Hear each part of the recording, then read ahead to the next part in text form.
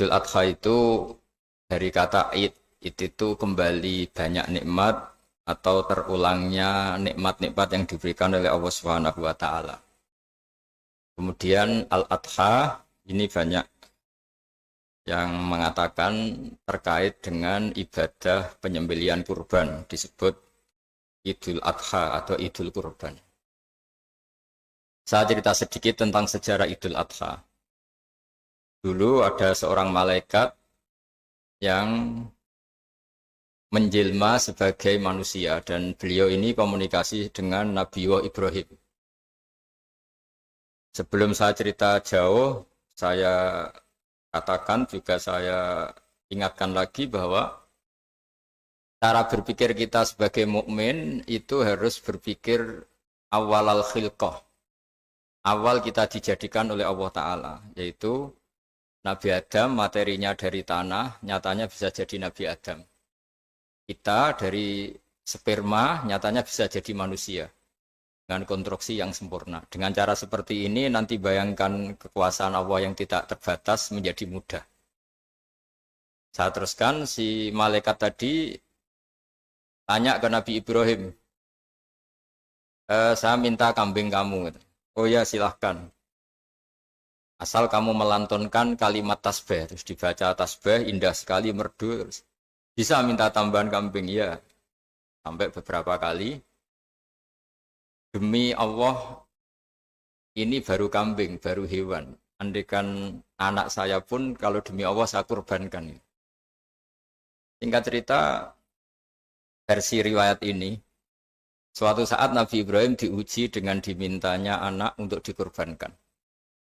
Ketika beliau atas nama seorang bapak agak keberatan, terus diingatkan ulang oleh Allah Ta'ala, janji beliau demi Allah, anak pun saya kurbankan. Walhasil akhirnya beliau melakukan itu. Dan karena Allah hanya menguji, tidak niat betulan supaya anak itu disembelih, akhirnya diganti oleh kambing. Jadilah tradisi kurban itu pakai kambing. Kemudian secara fikih, ada padanan-padanan yang cukup menggantikan kambing, yaitu ada sapi, ada unta, dan seterusnya, dan seterusnya. Yang menarik dari sekian referensi yang saya baca, dan ini harus disosialisasikan lah. Sebagian versi itu adalah bahwa Nabi Ibrahim ketika diangkat di alam malakut, di alam langit sana, itu ketemu Allah, kemudian Allah tanya, Ibrahim, banyak hamba-hambaku yang durhaka, tidak tahu saya sebagai Tuhannya.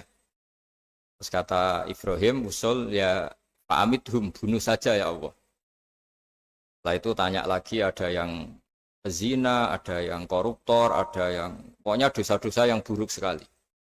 Dan di semua itu Nabi Ibrahim usul, mereka hidup di bumi engkau ya Allah, makan rezekimu ya Allah, maka mereka enggak sopan sekali, enggak ngerti engkau. Terus singkat cerita minta itu diadab, siksa.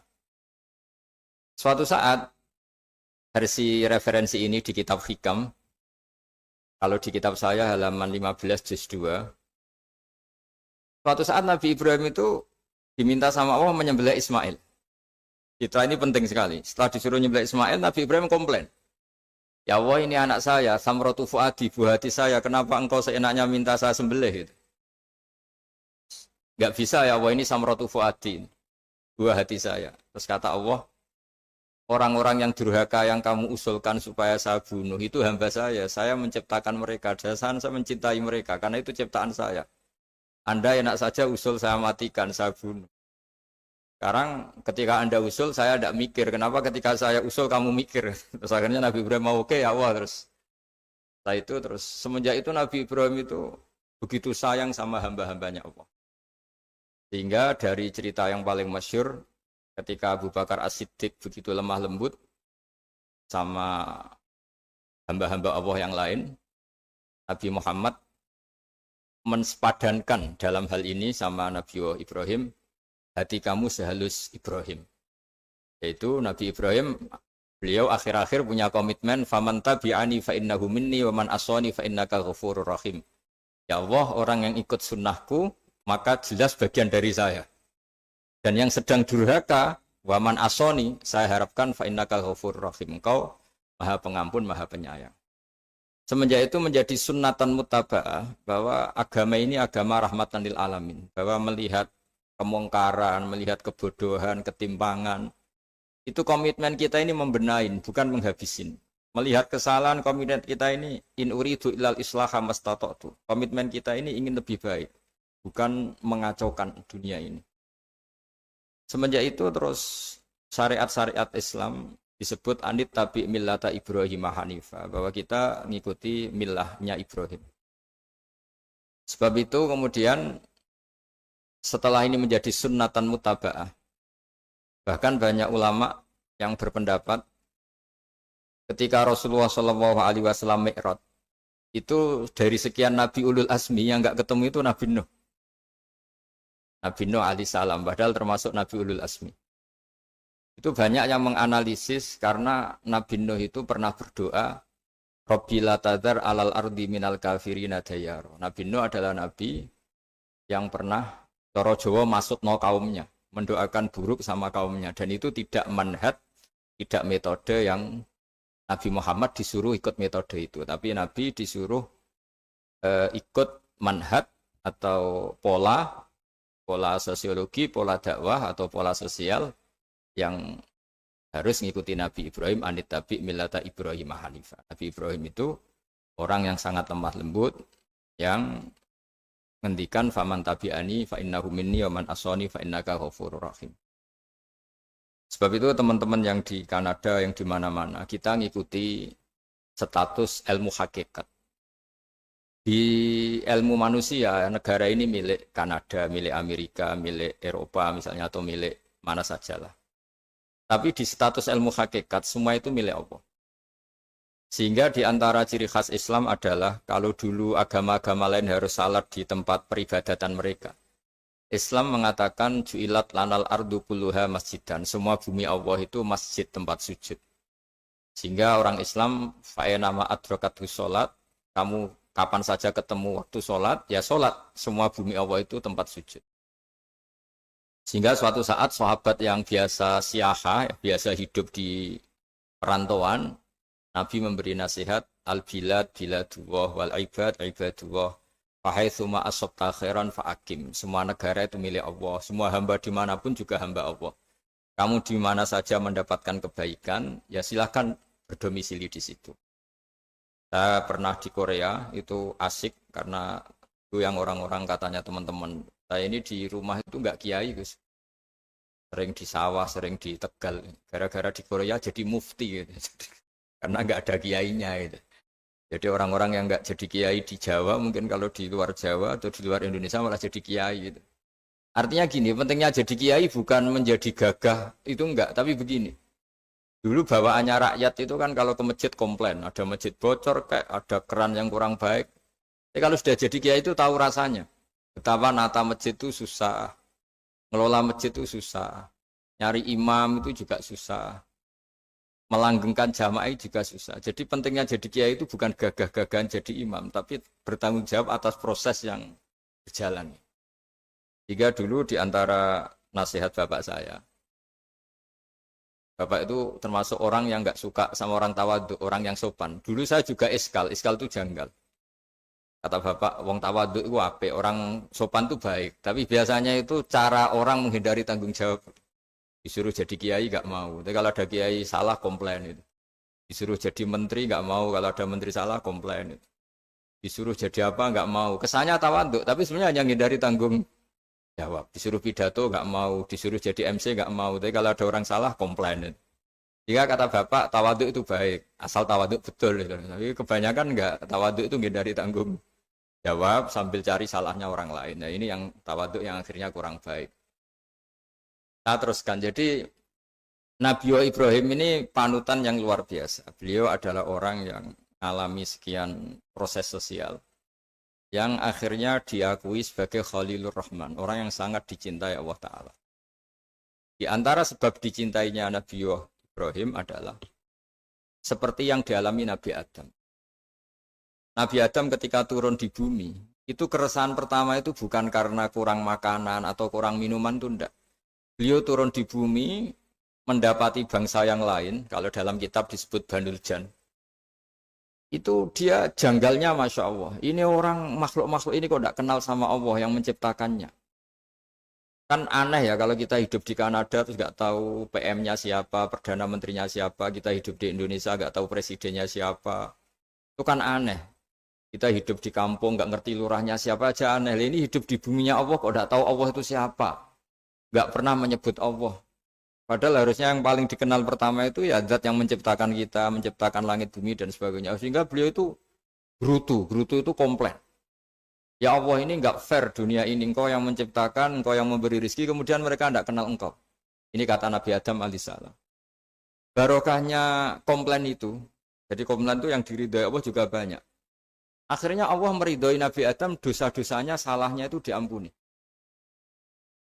Ya ukuran seorang Nabi, beliau dianggap salah itu diampuni, karena keresahan beliau itu takut Allah enggak dikenal. Nah, masjid yang di Kanada, di Montreal juga ketakutan kita ini jangan sampai orang Islam tidak punya tempat ibadah. Meskipun setelah punya tempat ibadah, ketakutan kita jangan-jangan ibadahnya tidak sesuai sunnah Rasul. Setelah sesuai sunnah Rasul kita takut lagi, jangan-jangan memaksa sesuai tapi karena ingin benar. Dan setelah ingin benar, takutnya secara tasawuf ngimani kebenaran itu. Bukan ngimani rahmatnya Allah, tapi ngimani kebenaran itu. Akhirnya jadi ujub. Ujub itu bangga amal diterima karena kebaikannya, bukan karena fadlnya Allah, karena anugerah. Nah ketakutan-ketakutan ini khas orang soleh. Orang soleh itu kalau nggak sholat takut. Setelah sholat takut nggak sesuai syarat rukun. Setelah sesuai semua takut iktimat alal amal. Membanggakan kebenaran. Tapi bukan membanggakan luasnya rahmatnya Allah Ta'ala. Sehingga di luar ilmu fikih ada ilmu namanya ilmu tasawuf. Ilmu yang mengelola hati.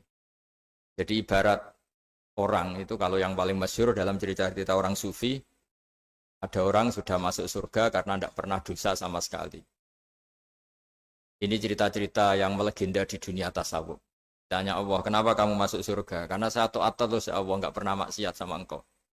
Berapa lama kamu hidup di dunia? 80 tahun. Ya sudah, karena taat kamu 80 tahun, ya surga kamu 80 tahun. Ya komplain, ya Allah katanya surga selamanya. Kenapa ini hanya 80 tahun? Yang selamanya itu rahmat saya. Kalau amal kamu kan terbatas 80 tahun, maka balasannya hanya 80 tahun. Nah semenjak itu beliau sadar, oh ya ya Allah, masuk surga itu fadlmu, anugerahmu, amal saya tidak ada bandingannya dengan surgamu. Nah ini jadi sehingga keyakinan ahli sunnah wal jamaah diantara ciri khasnya adalah masuk surga itu karena fadlnya Allah, karena anugerahnya Allah. Maksudnya itu oke, kita amal, tapi amal kita tetap terbatas. Tidak memberi kontribusi pada kerajaan Allah, pada kedikjayaan Allah sebagai Tuhan. Yang tidak terbatas adalah fadlnya Allah Subhanahu wa Ta'ala. Nah, keresahan-keresahan ini kemudian yang diwariskan oleh para nabi ke ulama-ulama. Di keresahannya ulama itu mirip-mirip keresahan nabi. Nabi dulu itu sampai dakwah, sampai sosialisasi kebenaran itu takut Allah itu la yuzkaru fi mulki. Allah tidak disebut, tidak menjadi aktor. Kan tidak fair kita misalnya nempat di negara orang terus nggak tahu duta besarnya siapa, terus kalau ngurus paspor di mana, ngurus visa di mana. Ini sama, kita hambanya Allah tapi nggak pernah ngurus status kehambaannya. Harusnya kita ngurus status kehambaan kita dengan sholat, berarti kehambaan kita hidup. Dengan baca tasbih berarti kehambaan kita hidup. Makanya dalam sebuah ayat disebutkan masuk surga itu gampang. Yang susah itu kamu masuk status kehambaan itu. Makanya disebut ya aja Tuhan nafsul mutmainnah irji'i ila rabbiki radiyatan mardiyah. Pertama apa? Fadkhuli fi ibadi. Kamu harus masuk status sebagai hambaku dulu. Baru wadkhuli jannati, baru kamu baru masuk surga. Jadi orang boleh nikmati fasilitas negara lain kalau visa paspornya disahkan. Orang boleh masuk surga kalau status kehambaannya disahkan oleh Allah Subhanahu wa Ta'ala. Nah, lalu status kehambaan itu dimulai dari mana? Secara fisik kita sujud. Anggota tubuh yang begitu terhormat, namanya kepala, kita tundukkan kepada Allah Ta'ala. Hati kita, akal kita yang ingin menguasai dunia, misalnya, ambisi itu kita kalahkan untuk hanya tunduk kepada aturan-aturan Allah Subhanahu wa Ta'ala. Kekhawatiran kita akan menghadapi alam akhirat, nah ini yang penting. Nanti setelah kita mati kayak apa, jadi debu, jadi tanah, lalu bangkit kita gimana? Sebagaimana mukadimah saya, ingatlah an-nas'atil ula. Ingatlah penciptaan pertama, bahwa Allah punya reputasi menciptakan Nabi Adam dari tanah, dan di tubuh Nabi Adam itu tersimpan calon generasi berikutnya ila yaumil qiyamah. Kayak apa susahnya bikin Nabi Adam kalau andikan kita boleh berpikir. Bikin satu master manusia yang akan melahirkan manusia seluruh dunia. Ibaratnya chipnya itu sudah ada di punggung Nabi Adam. Dan itu materinya dari tanah. Dengan berpikir gitu, maka ketika kita meninggal, sudah jadi tanah, kembali lagi jadi manusia adalah hal yang mudah. Karena Allah punya reputasi menciptakan manusia super, yaitu Nabi Adam dari tanah. Jika setiap kali kita iskal janggal terhadap kekuasaan Allah, kata Allah Ta'ala, Qul yuhihal ladzi ansha'aha awwala marrah. Kalau kamu janggal terhadap kemampuan saya, kemampuan kami menghidupkan tulang belulang yang sudah rapuh, sudah hancur, maka ingatlah reputasi saya, kata Allah, reputasi kami menciptakan Adam dari tanah. Ya, para nabi itu, ini semoga teman-teman yang di Kanaja masih ingat betul iman yang dilatih para guru kita di Jawa, di Indonesia. Para nabi itu saking imannya sama Allah, itu tidak ada, sampai kasarnya itu nggak tahu bedanya antara hal itu masuk akal maupun tidak. Saya beri contoh begini, kalau dalam ilmu tauhid, dan ini harus kita latih terus sampai ketemu Allah Ta'ala. Ketika telur jadi ayam, itu sebetulnya itu kita juga tidak ikut mampu bikin telur jadi ayam.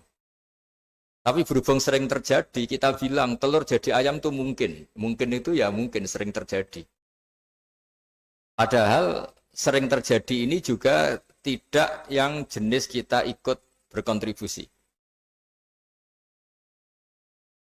Lalu ketika sering terjadi ini kita bilang itu mungkin. Padahal saat kita bilang mungkin, juga hakikatnya kita tidak ikut menciptakan telur menjadi ayam. Lalu karena seringnya telur jadi ayam, kita bilang telur jadi ayam itu mungkin. Mungkin itu nggak muhal.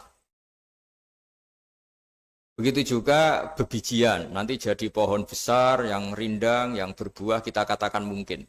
Kenapa kita katakan mungkin? Karena itu sering terjadi.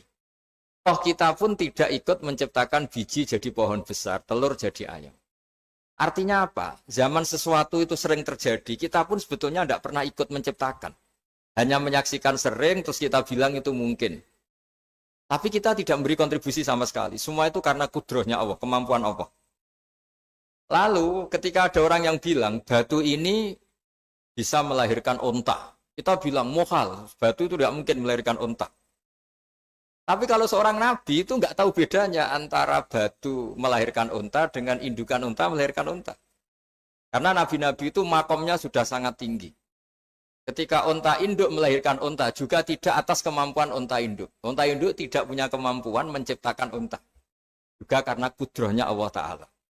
Sehingga kalau batu mengeluarkan onta juga mungkin kalau Allah menghendaki.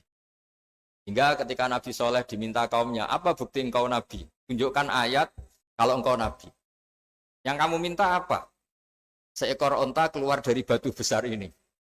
Nabi Soleh dengan entengnya berdoa sama Allah dan keluarlah onta keluar dari batu. Nah itu makom yang paling tinggi. Makom paling tinggi itu kita mendudukkan Allah sebagai zat yang tidak terbatas kudrohnya. Hingga para nabi itu terus punya mukjizat. Nah, mukjizat itu untuk mengingatkan ulang bahwa Allah itu tidak terbatas kemampuannya.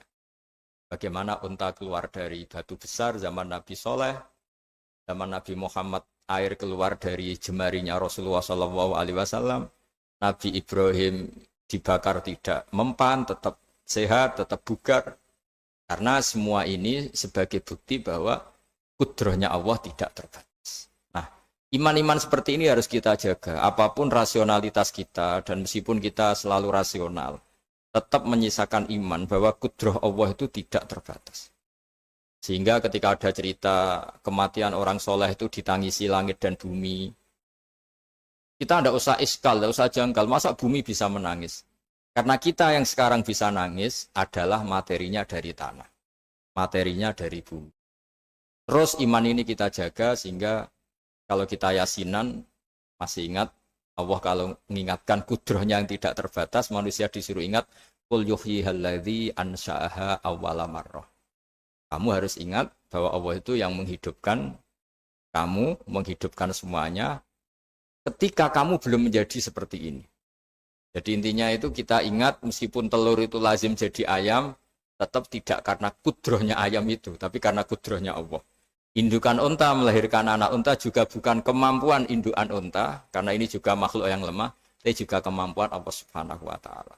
Jika dengan demikian kita termasuk hamba Allah sesuai target yang diingatkan Allah. Falamma tabayyana lahu qala a'lamu annallaha ala kulli syai'in qadir. Hamba Allah yang baik adalah hamba ketika menyaksikan fenomena apapun, semua itu li ta'lamu annallaha ala kulli syai'in qadir wa annallaha qad ahata bi kulli syai'in ilma. Apapun di alam raya ini semuanya itu bukti bahwa Allah ala kulli syai'in qadir, Allah kuasa dan Allah meliputi semua makhluknya dalam pandangannya, dalam pantauannya.